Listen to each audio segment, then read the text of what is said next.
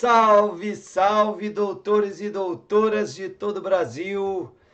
Mais uma vez iniciando uma live aqui pelo YouTube do Que Concurso. Para quem não me conhece, e agora, doutores, essa altura do campeonato, acho que todos já me conhecem, né? Afinal de contas, figurinha carimbada aqui no YouTube do Que.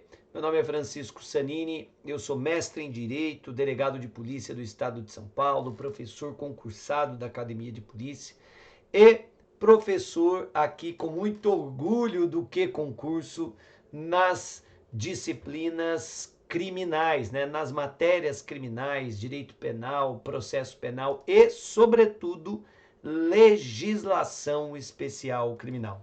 Doutores, hoje eu separei para você um tema que muito provavelmente vocês já viram até com outros colegas professores aqui do Que Concurso. Eu, de minha parte, vou trazer uma leitura um pouco mais pessoal sobre este tema. Um tema que muito me encanta, um tema que é muito relevante, porque envolve o principal instrumento de trabalho da Polícia Civil. Você que vai ser meu colega policial civil. Hoje eu vou trabalhar com vocês, doutores, o inquérito policial, tá? Mais especificamente, doutores, as características do inquérito policial, as características do inquérito policial, que é um ponto que sempre é cobrado em concurso, é um ponto muito trabalhado pela doutrina. E eu vou trazer aqui para vocês uma visão moderna sobre o inquérito policial, tá? Então, até trazendo o que eu chamo de um conceito proveniente da doutrina de polícia judiciária, do direito de polícia judiciária. E aí recomendo demais, doutores, esta obra nossa específica, para quem especialmente quer focar na carreira de delegado de polícia, está aí o nosso Delegado de Polícia e Direito Criminal, Teoria Geral do Direito de Polícia Judiciária, publicado pela editora Mizuno, tá? Antes de mais nada, doutores, eu queria fazer a título de introdução e desde já peço que vocês curtam essa aula, tá? Curtam essa aula, ao final vou relembrar. Compartilhem com os seus amigos, deixem seus comentários, porque tudo isso é muito relevante para a gente. Então vamos que eu vou pegar fogo, esse tema eu adoro. Perdoem eu não responder os comentários ao vivo, tá? Mas desde já eu digo, qualquer dúvida vocês podem procurar pelo meu Instagram, beleza? Doutores, primeiro ponto que eu queria tratar com vocês. Acho até que a gente não vai ter condição de concluir todas as características aqui. Por quê? Porque eu vou dar uma verticalizada no estudo. Já te preparando não só para uma primeira fase do concurso aqui em São Paulo, mas também para uma fase discursiva, uma fase oral, que a gente sabe que acaba envolvendo a sua aprovação aqui em São Paulo, não só prova objetiva de múltipla escolha, mas também prova discursiva e prova oral. Doutores, o objeto de toda e qualquer investigação criminal é a notícia crime. Então, primeira coisa que a gente tem que ter bem vista é isso. O objeto de toda e qualquer apuração penal é a notícia crime. O que é a notícia crime? É a ciência ao Estado sobre uma possível ocorrência de um crime, sobre a possível violação do ordenamento jurídico penal. Diante da possibilidade de ter ocorrido um crime, porque pode ser que através da investigação a gente comprove que nem crime houve, mas diante desta possibilidade de ter ocorrido um crime, nasce para o Estado o seu direito de punir, e para exercê-lo de maneira adequada e constitucional, a persecução penal ela se deflagra inicialmente por meio de um procedimento preliminar de investigação. Então, a partir do momento em que se tem notícia da possível violação ao ordenamento jurídico penal, nasce para o Estado o seu direito de punir. Só que para que ele possa punir um criminoso, para que ele possa exercer esta pretensão punitiva, além de ter um lapso temporal para isso, ele tem um caminho que ele deve trilhar, um caminho que ele deve seguir. Esse caminho é chamado de persecução penal, que por sua vez, doutores, se divide em duas fases ou etapas. Uma fase embrionária, inicial, preliminar, de apuração, de investigação, e uma fase subsequente, que pode ou não ocorrer, que é a fase processual, tá? É evidente que a persecução penal em juízo, ou seja, no processo, é uma persecução penal muito mais garantista. Uma persecução penal que observa na sua integritude ou na sua integridade, né, na sua plenitude, os princípios constitucionais e convencionais do contraditório e ampla defesa, além de outras garantias que integram o devido processo legal. Mas isso não significa que na primeira fase da investigação nós não devamos observar os princípios constitucionais, inclusive os princípios do contraditório e ampla defesa, tá? Porque esse devido processo legal também deve ser observado na fase preliminar de investigação, guardadas as devidas proporções, com base, inclusive, nas especificidades deste momento da persecução penal, em que não se pode observar na sua plenitude o contraditório e ampla defesa. Mas, por exemplo, o princípio do estado constitucional de inocência, o princípio da presunção de inocência ou de não culpabilidade, ele vale tanto para a fase preliminar de investigação quanto para a fase processual. Ah, Sanini, mas eu sempre estudei que na fase de investigação o que vale é o princípio do indúbio pro societá. Não vale o indúbio pro réu. Em caso de dúvida, tem que prender, tem que denunciar, doutores. Não existe base jurídica, não existe base constitucional para se sustentar este princípio do indúbio pro societá. O próprio Supremo já reviu esse posicionamento. Se um dia alguns ministros adotaram, eles mesmos voltaram e falaram: não existe o princípio o princípio do indúbio pro societá. O que existe é o princípio do indúbio pro réu, que é uma consequência, um consectário lógico do princípio da presunção de inocência. Se eu sou presumidamente inocente, em caso de dúvida, essa dúvida deve ser favorável a mim, tá? Então, doutores, muito importante essa pontuação, tá? Para que vocês saibam que, com a possível ocorrência de uma infração penal, nasce para o Estado o seu direito de punir. Para exercer essa pretensão punitiva, o Estado precisa percorrer um caminho. Este caminho é chamado de persecução penal, dividida em duas fases, uma fase preliminar de investigação e uma fase posterior processual.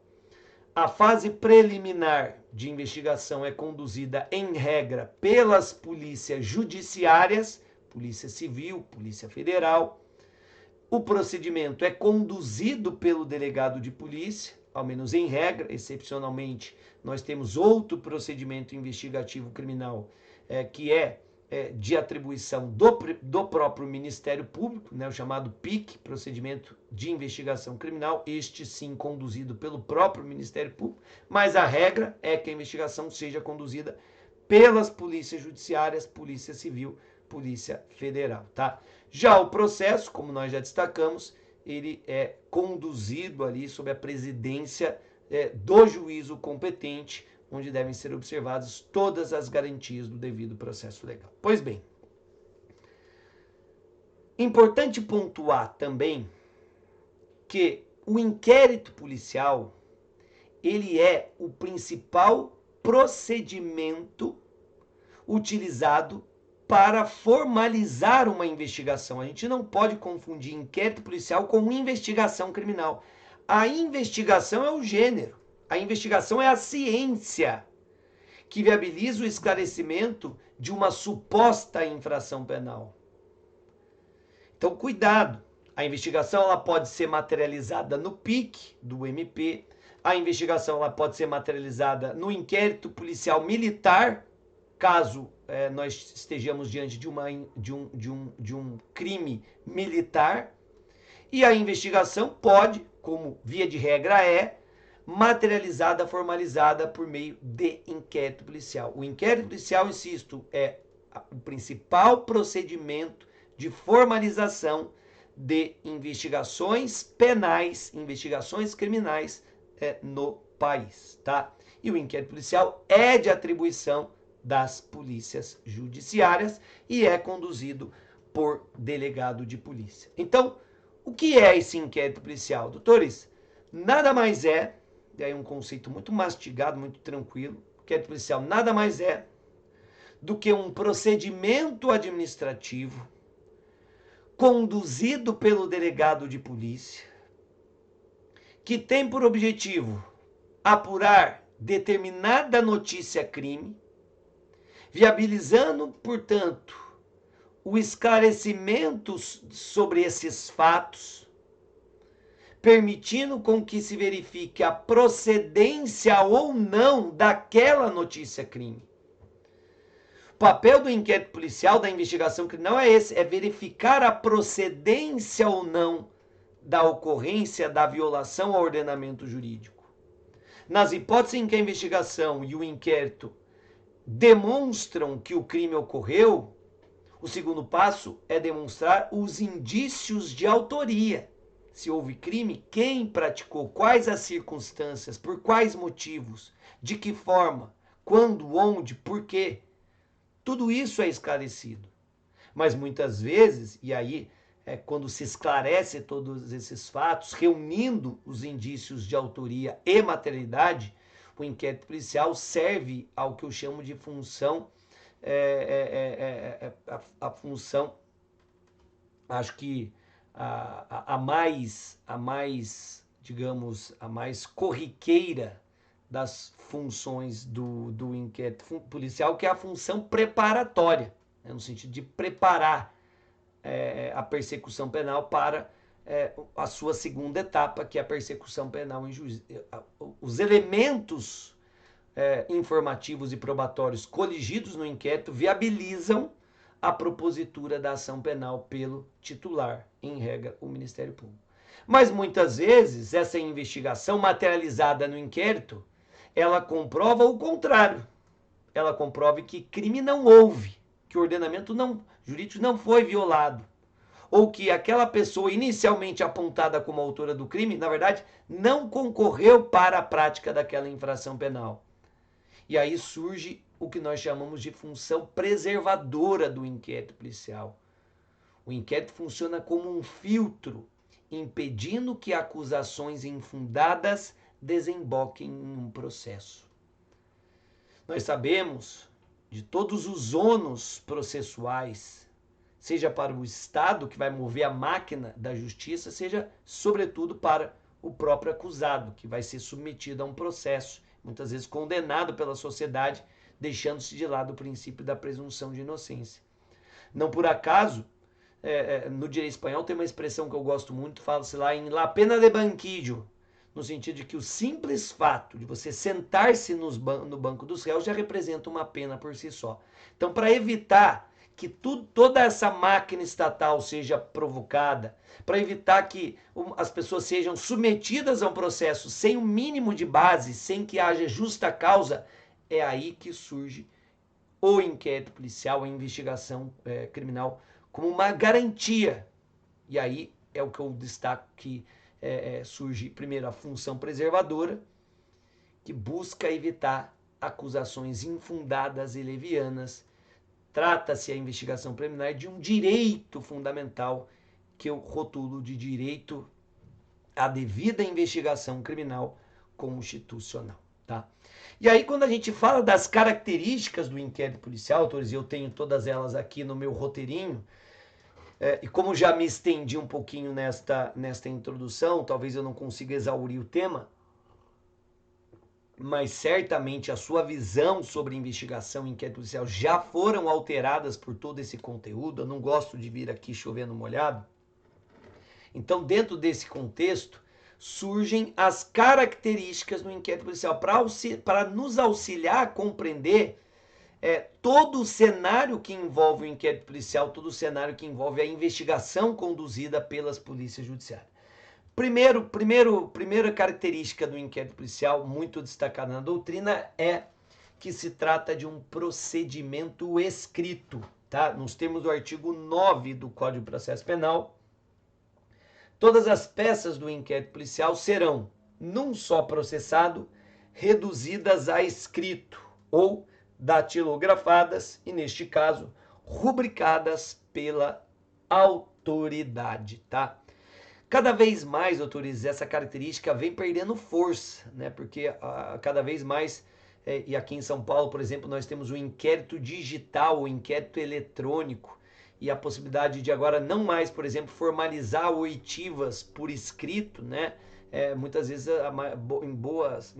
em larga medida já, muitas oitivas no inquérito policial já estão sendo registradas por meio de recurso audiovisual, por meio de vídeo. Então você não tem mais toda aquela declaração escrita, o interrogatório escrito, você tem um interrogatório gravado por meio de audiovisual, tá?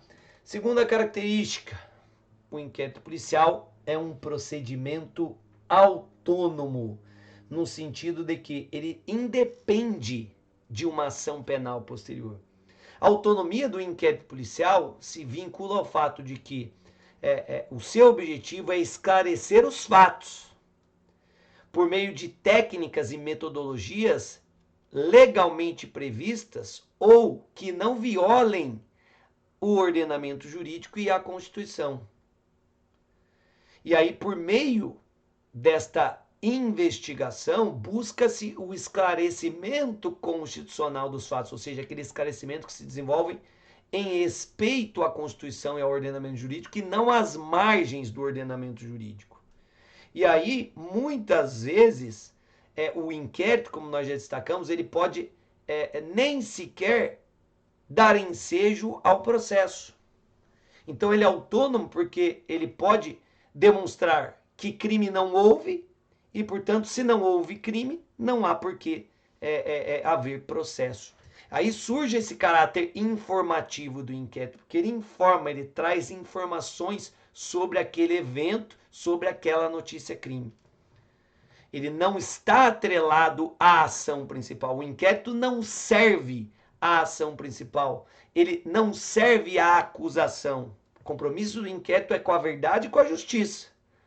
Por meio do inquérito pode-se produzir provas que, sim, sirvam de subsídio para o oferecimento da ação penal pelo MP, mas muitas vezes o inquérito vai demonstrar o contrário, que não há provas ou até que existem provas que demonstrem que o investigado não concorreu para o crime. Então a prova do inquérito serve tanto para a acusação quanto para o próprio investigado, daí o seu caráter autônomo, tá? Terceiro requisito, bastante significativo, envolve o sigilo, tá? O inquérito policial é um procedimento sigiloso, tá? Em doutrina, especialmente na nossa doutrina policial, e aí eu mais uma vez rendo as minhas homenagens ao professor Rafael Marcondes, professor da Academia de Polícia do Estado de São Paulo, ele e o professor Jaime Pimentel, também professor da Academia de Polícia, meus grandes amigos, eles sustentam que o inquérito não teria uma natureza sigilosa, mas sim a natureza de publicidade restrita ou de publicidade restringível. Essa doutrina sustenta que o inquérito é, em regra, público. A característica dele seria pública, mas aí o delegado poderia modular essa publicidade de acordo com a conveniência e oportunidade, de acordo com a necessidade para assegurar a efetividade da investigação. Perceba que essa doutrina vai em sentido contrário à regra, né, que coloca, todos os manuais vai colocar, o inquérito é um procedimento sigiloso. Essa doutrina já fala, não, o inquérito é um procedimento de publicidade, portanto é público, mas restringível. Uma publicidade restrita, tá? Ao invés, em contraponto com o caráter sigiloso, tá? Eu, particularmente, doutores, discordo, tá? Eu, nesse ponto, fico com a doutrina convencional, data máxima vênia. Por quê, doutores? Porque, ao que me parece, o sigilo é, sim, da essência de uma investigação. Quando se instaura o inquérito policial, o delegado não vai instaurar um inquérito contra um investigado e já notificá-lo para que ele acompanhe todos os procedimentos, todas as diligências, não. Se fosse público, como ocorre em outros procedimentos, se instauraria o procedimento e já notificaria a parte interessada. Isso não ocorre. É importante que o inquérito, sobretudo a investigação de um modo geral, sobretudo na sua fase embrionária, na sua fase inicial, a investigação se desenvolva de forma sigilosa, até para reequilibrar uma balança que foi desequilibrada pelo próprio criminoso, no momento em que ele pratica o crime, no momento em que ele organiza o crime, que ele planeja o crime, que ele executa o crime, tudo de uma forma para que não só a vítima, mas para que o próprio Estado seja surpreendido e nem sequer saiba de que o crime ocorreu. Então percebam que o ato criminoso ele já tem essa característica velada, sigilosa. Então, se assim é necessário que, pelo menos numa primeira etapa, num primeiro momento, a investigação ou os atos de investigação conduzidos pelo Estado também sejam velados, também sejam sigilosos para reequilibrar o que foi desequilibrado pelo próprio criminoso no momento em que ele pratica o crime, tá? Então, muito importante essa observação. Então, me parece que o sigilo é a regra. E aí pode o delegado, eventualmente, modular esse sigilo. É o contrário. Não é que o procedimento é público e o delegado pode restringir. Não. A regra é o sigilo. Ele é sigiloso pela sua essência, pelas suas características, para que a investigação seja efetiva. E aí, eventualmente, o delegado pode modular esse sigilo. Ele pode levantar o sigilo, o procedimento pode ser público desde da sua origem, mas quem vai modular isso é o delegado, sempre visando o melhor atendimento do interesse público, tá? E é exatamente isso que dispõe o artigo 20. Vejam, artigo 20 do CPP. A autoridade assegurará no inquérito o sigilo necessário. Está falando, ó, você vai assegurar o sigilo necessário à elucidação do fato ou exigido pelo interesse da sociedade. É importante frisar, doutores, que para além dos interesses do próprio investigado, né, para que o sigilo faça com que o investigado não tenha ciência da ação estatal para se reequilibrar aquela balança, a persecução penal, a paridade de armas, né? Que a persecução penal há de ser uma batalha igualmente travada pelos seus contendores, para além da eficácia do sigilo em relação à pessoa do investigado, a gente precisa lembrar que muitas vezes, durante o inquérito policial, são adotadas medidas extremamente invasivas, como a quebra de sigilos telefônicos, a própria interceptação telefônica. Eu já tive um caso, por exemplo, em que marido e mulher eram investigados. A mulher era advogada, o marido é empresário. E aí, durante a quebra de dados telefônicos, a gente teve acesso a várias mensagens suspeitas do marido, né, da investigada. E aí, como ela estava advogando, né, também para o casal, ela acabou tendo acesso a uma passagem ali que ela ficou meio suspeita, e aí pediu para ter acesso a todo o procedimento de quebra de dados telefônicos, ao relatório dos investigadores, que não estava juntado aos autos, né? Porque eu estava em apartado justamente para trazer um sigilo maior, para assegurar a privacidade e a intimidade das pessoas, para que o público não fique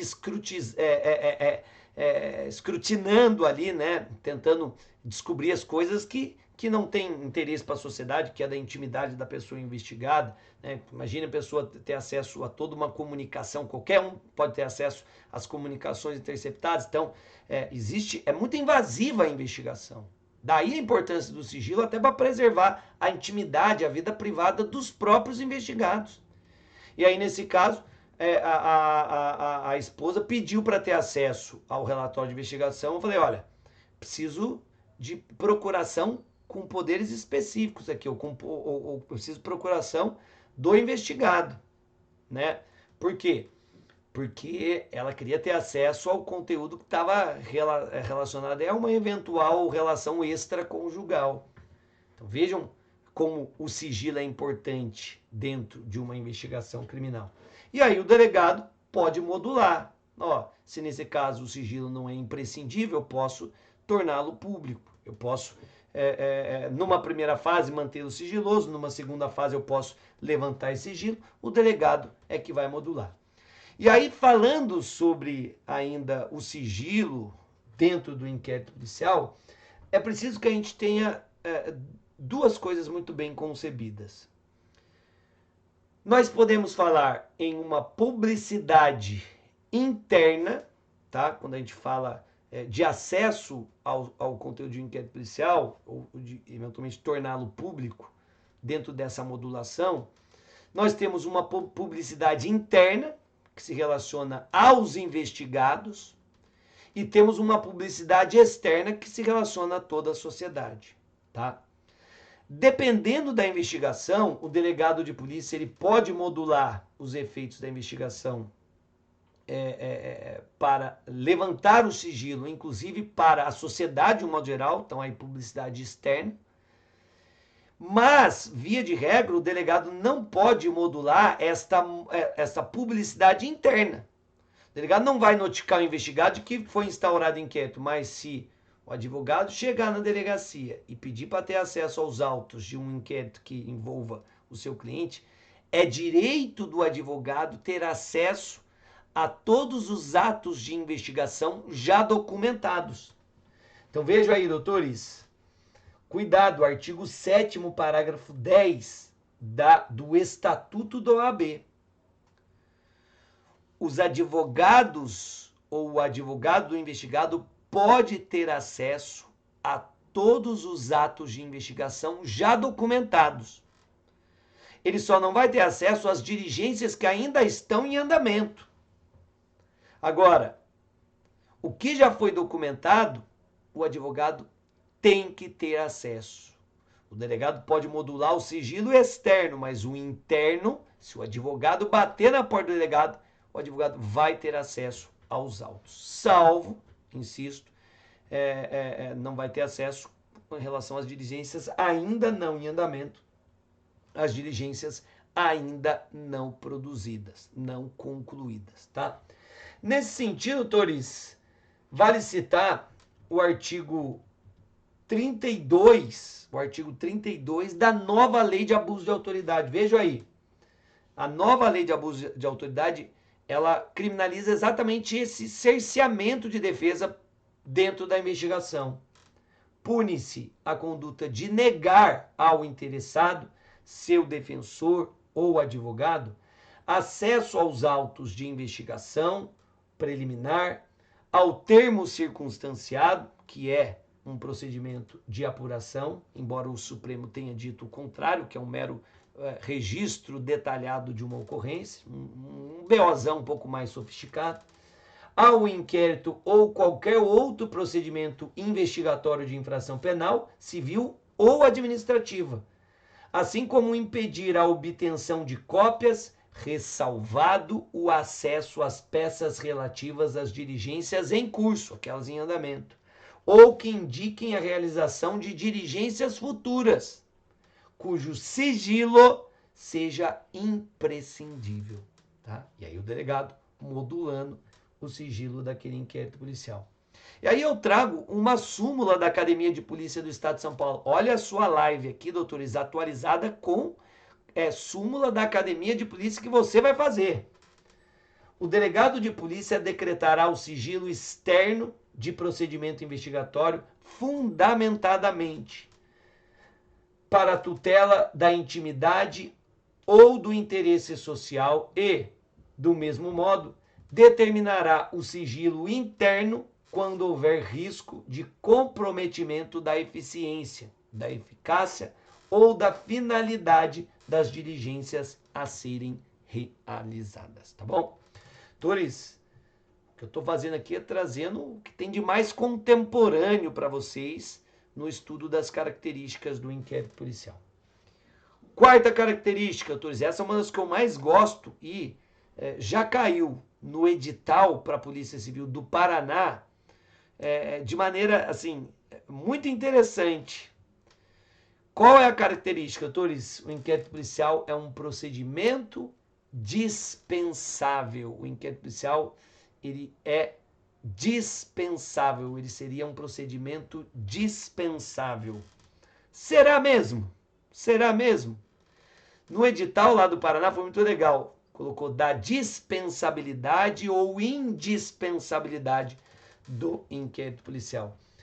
Doutores, dentro dessa perspectiva da investigação criminal, como um filtro contra imputações levianas ou infundadas, dentro deste caráter preservador da investigação criminal, a função preservadora da investigação criminal, como nós já dissemos, muitas vezes uma apuração demonstra que não houve crime. Uma imputação que foi atribuída a uma pessoa, ela não prospera, ela não procede. Essa notícia-crime, ela não tem procedência. Muitas vezes a investigação demonstra que o alvo da denúncia nem sequer concorreu para o crime. Ele é inocente. Então, partindo dessa perspectiva, considerando a importância do direito fundamental a uma investigação preliminar, que nós chamamos de devida investigação criminal constitucional, deveria ser um direito constitucional, o direito de você não ser submetido desnecessariamente, sem justa causa, a um processo com todos os seus ônus. Considerando todo esse cenário, doutores, não me parece que o inquérito policial tem essa característica da dispensabilidade. Se você coloca o inquérito como dispensável, você está considerando que você pode demonstrar que existe justa causa por meio de outra ferramenta. Porque, doutores, fato é que o juiz, para receber a denúncia e deflagrar um processo penal, ele tem que avaliar se existe justa causa para o processo, se há indícios de autoria e materialidade criminosa. E como é que o juiz vai aferir se existe a prova do crime e indícios de autoria e materialidade? A prova do crime, perdão, indícios de autoria. Como é que o juiz vai poder fazer essa aferição? Por meio de um procedimento preliminar de investigação. É a investigação que vai demonstrar que existe justa causa. Não havendo essa investigação, não pode ter o processo. Eu gosto muito daquela frase, não há pena sem processo. Se não há pena sem processo, porque o processo é o caminho indispensável para se chegar à pena, se não há pena sem processo, não há processo sem uma investigação preliminar que lhe dê suporte. E não há investigação senão aquela que se desenvolva inteiramente sobre os princípios e valores constitucionais, é o que nós chamamos de devida investigação criminal constitucional. Se eventualmente esta justa causa restar comprovada por outro procedimento oficial do Estado, né? Aí sim. Mas percebam, doutores, que essa não pode ser a regra. Essa não pode ser a regra, jamais poderá ser a regra. Porque, em regra, a gente tem muito claro que a maioria absoluta das ações penais são deflagradas com base em inquérito policial. Então, cuidado com isso, doutores. A maioria da doutrina, todavia, e isso é muito pacífico, coloca o inquérito policial como um procedimento é dispensável, na medida em que o Ministério Público pode pautar sua acusação em outros elementos, não necessariamente no inquérito. Ele pode pautar a sua acusação em um inquérito civil público, em outras peças que possam comprovar o crime. Então, eu não preciso necessariamente do inquérito, tá? Então, objetivamente, você tem que ter essa premissa na sua cabeça, tá? A base é que o inquérito é dispensável, porque o Ministério Público pode formalizar a sua acusação com base em outras informações provenientes de outros procedimentos, tá? Mas nós, particularmente, defendemos a indispensabilidade, porque somente uma investigação preliminar que vai reunir a justa causa para um processo posterior, tá? Outro aspecto importante, doutores, o inquérito policial. O inquérito policial, ele é um procedimento temporário. O inquérito policial é um procedimento temporário. No sentido de que ele tem um prazo para ser concluído. A investigação criminal não pode se estender por anos e anos.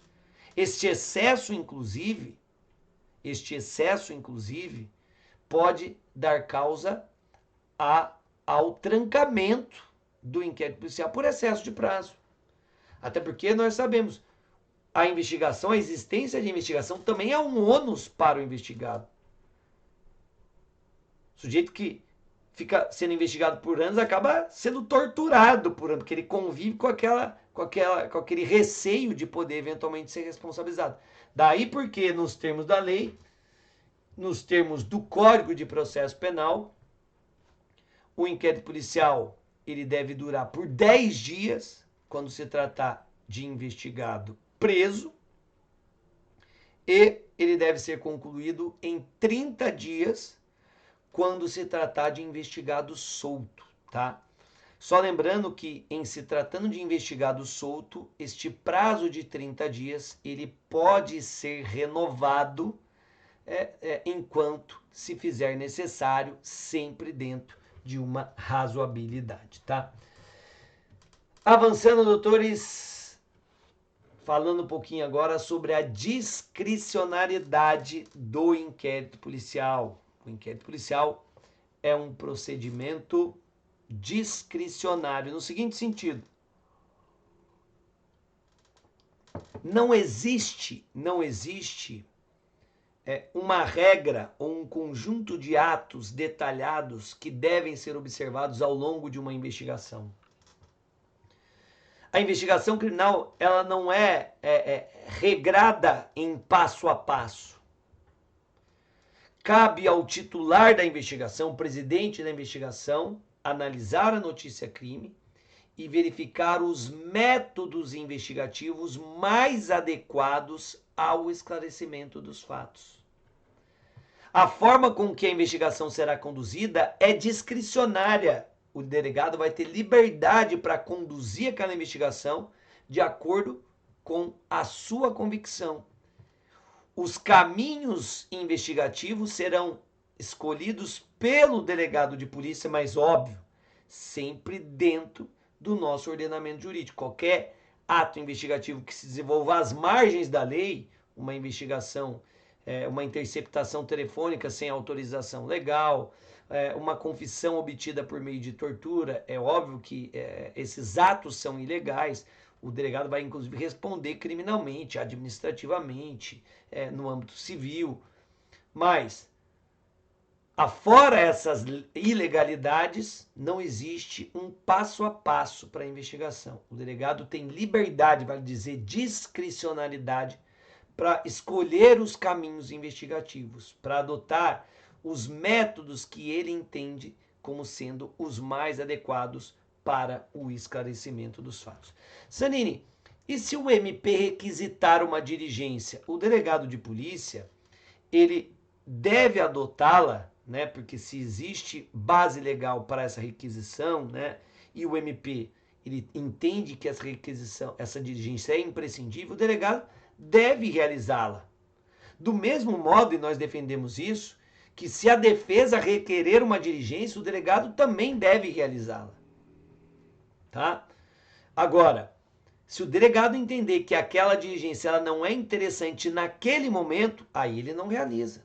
Ele não é obrigado a realizar no momento do Ministério Público, não. Ele pode seguir conduzindo a investigação da forma que ele entender pertinente e, ao final, aí sim, ele pode realizar a diligência requisitada pelo titular da ação penal, tá? Uma vez que, a menos em tese, essa diligência seria imprescindível para o oferecimento da denúncia ou, eventualmente, da queixa-crime, tá bom? Nesse sentido, doutores, mais uma súmula que eu trago da Academia de Polícia do Estado de São Paulo, que versa exatamente sobre essa independência do delegado de polícia. Tanto na condução da investigação, como inclusive na definição jurídica dos fatos. O delegado ele não é obrigado a concordar com o MP. O delegado tem independência. Ó, eu entendo que esses fatos caracterizam crime A, eu entendo que esses fatos caracterizam crime B. Ao final do inquérito, o delegado pode concluir que há indícios de autoria e materialidade, portanto, ele indicia o investigado. O Ministério Público, por sua vez, pode entender que não há indícios de autoria e materialidade, e aí pode se manifestar pelo arquivamento do inquérito policial. O juiz pode analisar tudo e falar, olha, não concordo com o Ministério Público, vou aplicar o artigo 28, remeta-se o inquérito ao chefe do Ministério Público, aí o chefe do Ministério Público pode concordar com o delegado, e aí volta o inquérito policial, e aí o chefe do Ministério Público vai indicar outro promotor para oferecer a denúncia. Então, tá vendo, doutores? Cada um dentro da sua área de atuação, dentro da sua convicção jurídica sobre os mesmos fatos. Vejam aí, súmula número 9, né, da Academia de Polícia do Estado de São Paulo, sobre as repercussões em torno da Lei 12.830, que trata exatamente da investigação conduzida pelo delegado de polícia. Descabe instauração de procedimento administrativo de caráter disciplinar, ou seja, corregedoria, que tenha por objetivo único a análise relativa à decisão de natureza exclusivamente jurídica, adotada pelo delegado de polícia e fundamentada em sua livre convicção jurídica motivada, subsistindo, todavia, a exigibilidade de explicitação da motivação fática e jurídica informadora daquele convencimento. Então, se o delegado adotou determinada medida no inquérito policial, com base legal para isso, motivou, explicou, ele não pode responder na corregedoria simplesmente por exercer a sua livre convicção jurídica. Tá? No mesmo sentido, doutores, súmula 1 do mesmo seminário. Não, agora no seminário que tratou da análise da lei de abuso de autoridade. Ao delegado de polícia é garantida autonomia intelectual para interpretar o ordenamento jurídico e decidir, de modo imparcial e fundamentado. O importante é sempre fundamentar. Quanto ao rumo das diligências adotadas e quanto aos juízos de tipicidade, ilicitude, culpabilidade e demais avaliações de caráter jurídico imanentes à presidência da investigação criminal. Então eles percebem que tudo isso se relaciona ali com o princípio da discricionariedade, né? Ou melhor, uma característica da discricionariedade do inquérito policial na sua condução pelo delegado de polícia. Sétima característica, o inquérito policial é um procedimento oficial, no sentido de que a investigação é conduzida por um órgão oficial do Estado, né? O próprio Estado desenvolve os atos de investigação, o que é bom, afinal de contas, esses atos investigativos muitas vezes são de natureza invasiva, daí porque é bom que seja realizado pelo próprio Estado. O inquérito policial é um procedimento indisponível, no sentido de que, uma vez instaurado o inquérito, o delegado não pode arquivá-lo. Tá? Veja o artigo 17. A autoridade policial, artigo 17 do CPP, a autoridade policial não poderá mandar arquivar os autos do inquérito policial. O delegado, ao final do inquérito, ele pode expor suas conclusões, entendendo que não houve crime, que não há indícios de autoria e materialidade, e aí ele representa pelo arquivamento, mas ele não pode arquivar de ofício. Quem arquiva inquérito policial, menos por hora, é o juiz após a manifestação do Ministério Público, tá? Nona característica. O inquérito policial é um procedimento obrigatório, tá? Eu também tenho algumas ressalvas com relação a essa característica, mas o que a doutrina convencional sempre trabalhou foi justamente no sentido de que o inquérito policial ele é um procedimento obrigatório. Então, o que isso significa? Diante de uma infração penal, de ação penal pública incondicionada, ou seja, que não dependa de provocação da vítima ou do seu representante legal, o delegado, diante dessa notícia crime, ele deve necessariamente instaurar o inquérito policial. Por obviedade, em se tratando de crime de ação penal privada ou crime de ação penal pública condicionada à representação, aí a própria persecução penal fica vinculada à provocação da vítima. Se a vítima não provoca o Estado não pode deflagrar a persecução penal, logo o delegado não pode instaurar inquérito policial. Agora, se o crime é de ação penal pública, princípio da obrigatoriedade ou legalidade, o delegado deve, pública incondicionada, né? O delegado deve instaurar inquérito policial, tá? Para fechar aqui, doutores, última característica do inquérito policial. O inquérito policial é um procedimento inquisitivo. O inquérito policial é um procedimento inquisitivo. O que isso significa? Que não se observa ao longo da investigação os princípios do contraditório e ampla defesa. Doutores, como nosso tempo aqui é curto, eu poderia ficar 50 minutos só falando sobre isso. O que você tem que levar para a sua prova, que é a regra? Posição. O inquérito policial é um procedimento inquisitivo, no sentido de que não se aplica à investigação os princípios do contraditório e ampla defesa, tá? Agora, um entendimento mais vanguardista, um entendimento que segue a linha da doutrina policial, um entendimento legal para você trazer numa prova oral, eventualmente numa prova discursiva. O que nós entendemos e defendemos em doutrina? O inquérito policial não é inquisitivo. Esse rótulo de inquisitivo nos remete ao período da Inquisição, da Santa Inquisição, ao sistema inquisitivo, que era um sistema violador de direitos e garantias fundamentais, um sistema em que a tortura era admitida como um método de investigação, como um meio de obtenção de prova, e a convicção era tida como a rainha de todas as provas.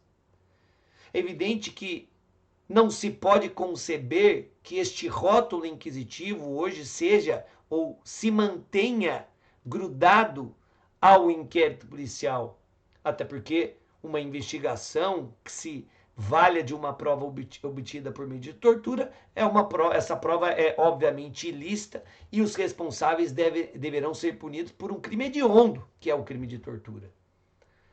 Daí porque nós refutamos este rótulo de inquisitivo e defendemos que o inquérito policial ele tem uma característica de persecutório, ou como prefere o professor Henrique Hoff, meu querido amigo também, o inquérito policial tem a característica de acusatório. Eu prefiro o rótulo de persecutório, no sentido de perseguir a verdade sobre os fatos, reunindo elementos informativos que demonstrem a existência do crime, sua autoria ou não, elementos que demonstram que crime não houve. Sendo certo que este caráter persecutório deve se desenvolver dentro do ordenamento jurídico com respeito às garantias e direitos fundamentais, inclusive os princípios do contraditório e ampla defesa, ainda que não na sua plenitude. Doutores, é inegável que existe defesa no inquérito policial, doutrina e qualquer outro posicionamento que negue a existência de defesa na investigação criminal é uma doutrina, é um entendimento desatualizado.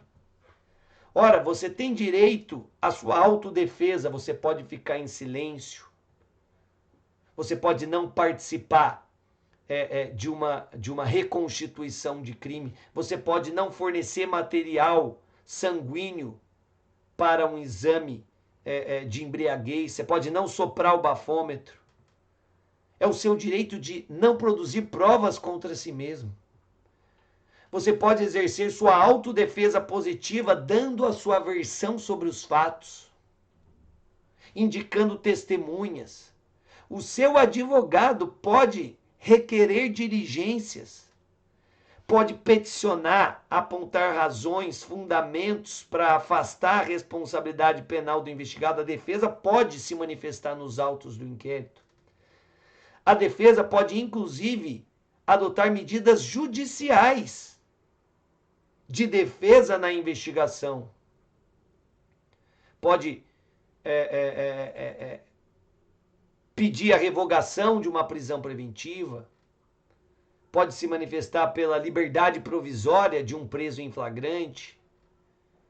Pode requerer a ilegalidade de determinados atos investigativos por meio, inclusive, de habeas corpus. Eu posso questionar o indiciamento por meio de habeas corpus. Então vejam quantas medidas judiciais podem ser adotadas durante a investigação pela defesa do investigado. O que é isso, senão o exercício de defesa? Como negar a defesa? A colaboração premiada, que é um ato investigativo, mas também representa um instrumento de defesa para o investigado colaborador. O regime jurídico da colaboração premiada exige a participação da defesa durante todos os atos de investigação. Então, de novo, como negar a existência de defesa? E mesmo o princípio do contraditório, autores, também me parece equivocado negá-lo dentro de uma investigação, dentro do inquérito policial. Ele só não é observado na sua plenitude. Por quê? Porque nós temos ali uma outra característica, que é o sigilo. Agora, o contraditório nada mais é do que você poder, primeiro, ter informação sobre um fato que possa repercutir na sua vida e, depois de ter a informação, poder combatê-lo, poder enfrentá-lo. Então, informação mais reação. E, de acordo com a doutrina mais qualificada, além de informação, reação, também o poder de influenciar. A partir do momento que você influencia no procedimento, e você pode influenciar exercendo a sua ampla defesa, você está exercendo também o contraditório. Ao influir no resultado final, você exerce o contraditório, ainda que de forma mitigada. Por tudo isso, doutores, por considerarmos que existe defesa, embora não ampla e restrita, por considerarmos por considerar que existe o contraditório, ainda que o que eu chamo de contraditório necessário, aquele que deve ser observado nos limites em que ele não prejudica a eficiência da investigação.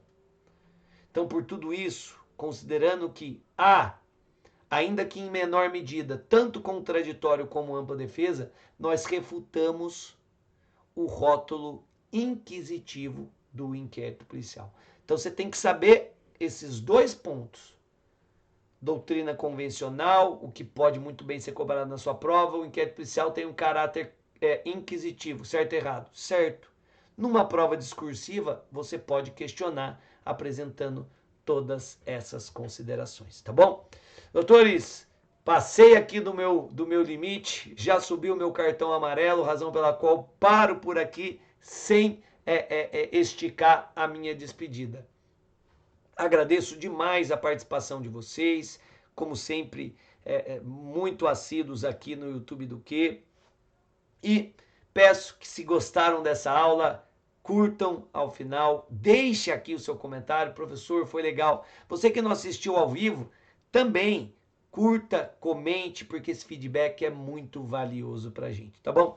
E se sobrou alguma dúvida, procurem o professor lá na minha rede social, lá pelas minhas redes sociais, especialmente pelo meu Instagram, @fsanini. Por hoje é só, doutores, um grande abraço, fiquem com Deus, tchau, tchau.